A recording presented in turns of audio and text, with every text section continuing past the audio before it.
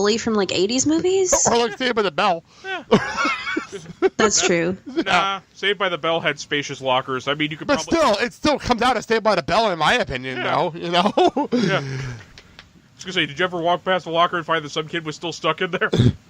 Yes, actually. I come back from practice because a lot of our kids, we had our running backs for short. Our running backs are very small. Yeah. So, like, one time I came to practice, and one of our running backs was in a locker. Yeah. Legitimately stuck in a locker. I had to help him out. Somebody! Anybody! That's really so sad. I'm like, please let this person out. Yeah, this locker's going to smell of piss come the morning. We decided as seniors to not let that happen to the freshmen at our level, so we were better people. That's really nice. Yeah. Oh my God, you guys actually had scruples. Yeah, our captain made that very, very clear that if anyone did anything to the freshman or JV squad, they would be kicked off the team. Our captain made it very clear. Oh, captain, your captain? Yes. And my captain Craig, and who I did see at the Hall of Fame induction back in May, so... Still a good guy. I gotta watch Dead Poets Society. So anyway, back to our thing here. I'll explain why this came up, because Randall goes and says before he was the Mad Duckets guy, he was just Pickle Fucker. So they talked about the initiations at their high school, which was stuff in lockers, throw people in the girls' shower room naked, which by the way just sounds strange. But Lance got the worst of it. Senior yanked down his pants and showed the pickle up his ass and made him walk 10 feet. Pickle fell out before he reached the 10-foot mark. You'd have to take a bite out of it, reinsert it, and walk again. I'm sorry, but that's all kinds of disgusting. Yeah. That you can get very sick. That violates more health codes than there are health codes. I just don't even... Where the hell... Okay, so the question I have is, where the fuck did Kevin get this story? Like, I want to know. Does he know someone that went through this, or does it pop into his brain? Like, this is just a weird, strange story. I think the second one would be probably the more frightening of the two. I know. Because I know most of the stories in these movies are real life, like, just exaggerated real life. But, like, what the fuck is this? I would love to take a tour around Kevin Smith's mind. Well, not anymore, because he's too damn stoned now. I love the guy, but he's really stoned now. No, but it actually helped me mellow out. True. So, apparently, though, his pickle was small enough to stay awake after only 4 bites. How big was... I have many, many questions. How big was the pickle? Was it a spicy pickle? How big of bites did he have to take? Was that like a requirement? I'd love to know. I really want to know what the size... I want to see the pickle. Like, I would love to know how big this damn pickle is. I don't know. I don't think you want to see the pickle. I think No, originally, before the punishment started. I'd love to know the size of the pickle. I don't need to see it after the stuff up his ass. Jason Lee's pickle was small enough to stay wedged. So you want to see Jason Lee's pickle? No, I do not need to see Jason Lee's pickle. That's not something I'd actually be interested in. My sense of humor never got out of the 5th grade. That's a true statement. Hence why we're good co-hosts. I was going to say, don't get me wrong, I love intelligent humor, but, give me a good old fart gag. And that's perfect for our Johnie's show. I have so many, and I enjoy every single one of them. She's in a world of a fat bastard, so I think she's used to it. So, we were noticing something watching it back right before we came on with you, Johnie, that Lance's face changes right in the middle of this story from being the Mr. Satisfied, proud man to, oh fuck, we're talking about this, aren't we? Yeah. They managed to rattle him. And it is oh so satisfying. If only for a few seconds. Yeah. For a few. I just like and then he complained about how they're still holding on to past glories and that, and he still lets that bug him. Well, let's be honest here. Yeah. I guarantee you, if it's a very serious second, he probably can't look at pickles the same way ever again. He breaks into a cold sweat walking by a jar of Vlasic. I can just see him having like PTSD reactions to pickles now. Yeah. Like having a lot of issues here. Yeah. Ay. And all I gotta say to that is, internet millionaires come and go, but he'll always be Pickle Fucker. That's very true. Yeah, the only thing that always bugged me about this movie is you never do see anything about him getting some kind of comeuppance. I mean, it would have been great if near the end of the movie they actually had a photo of them. They actually had a footage of them loading papers into the quick stop there. And Spoiler alert! Spoiler alert! And on it would be a story about Dowds actually being caught embezzling from his company or something. That would be interesting. Actually, I think that would be intriguing. But I just think it's one of those things where it's here, we move on, and this is kind of the catalyst for the rest of the movie. Yeah. This whole sequence really is the catalyst of what puts the second half of the movie in motion, which is strange. Yeah.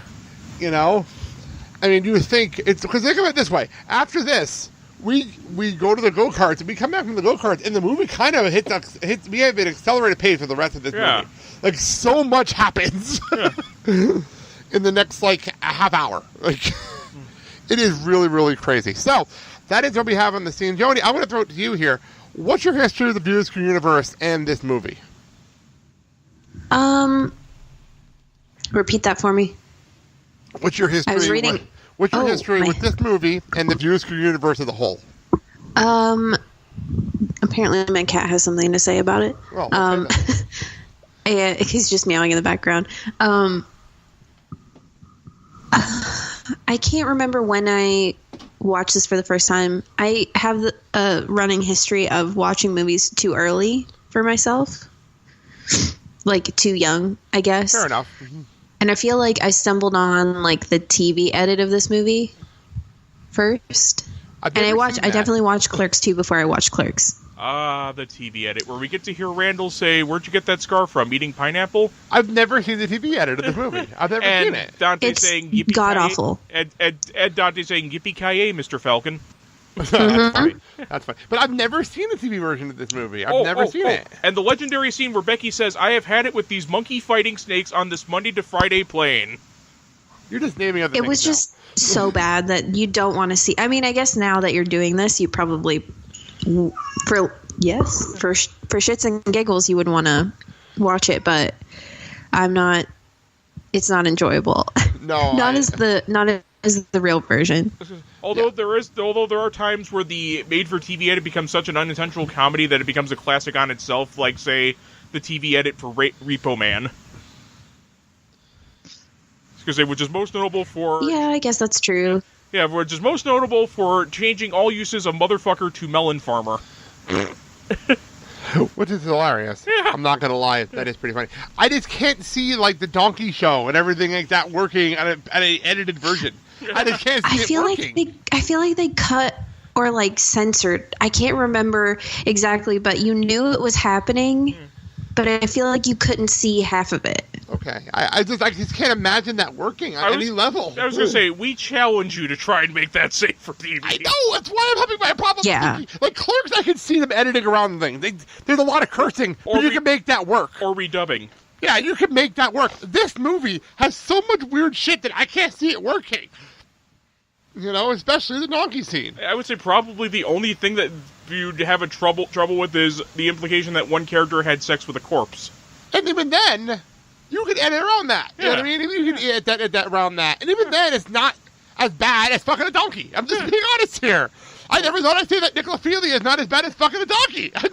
I think we have our episode. I may not be able to call it that, but there you go. Necrophilia is not as bad as bestiality. Oh, hey, there you go. That might be our tagline for this season. Wait, what sliding scale is this on? The logic of these movies. The logic of a world where you throw ducks at balloons and nothing's the way it seems. So basically, what's inside David Lynch's head? Also, the fact he's been watching Kevin Smith movies for a year and a half. We basically entered Twin Peaks. Oh man, and it's you can tell we're nearing. We've been watching this in the animated cartoon for a year and a half now, so it's like ant truck.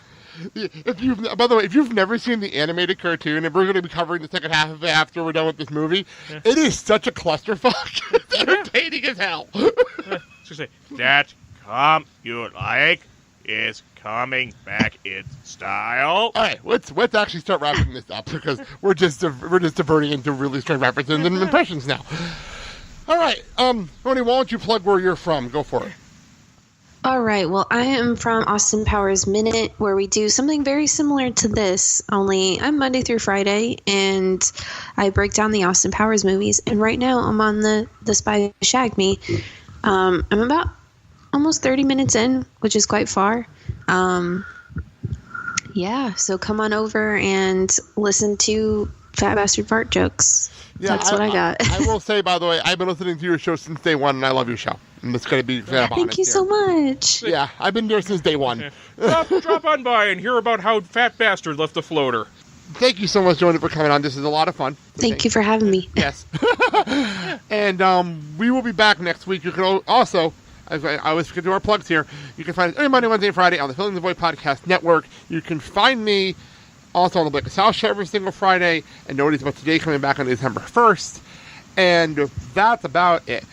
Instagram, Twitter, Facebook. Oh, Johnie, where can I find you on the social medias? Facebook, and you can join the secret group, the Electric Psychedelic Pussycat Swingers Club on Facebook. And while you're there, you can find the Close Convenience Store Facebook group as well, and that's ours. And join the conversation and have some fun. I know we're always having fun over there. It's a lot of random conversations that start over there sometimes. You never quite know what we're going to talk about. All right. Till next time, when we continue our conversation about Lance Dowds. Thank you so much for listening to the show. Thank you, Johnie, for coming on. I'm Blake. I'm Kyle. Have a good day, everybody. Lister fiends her mouth troll, isn't he? Snorting, smoking weed, doing coke, drinking beers,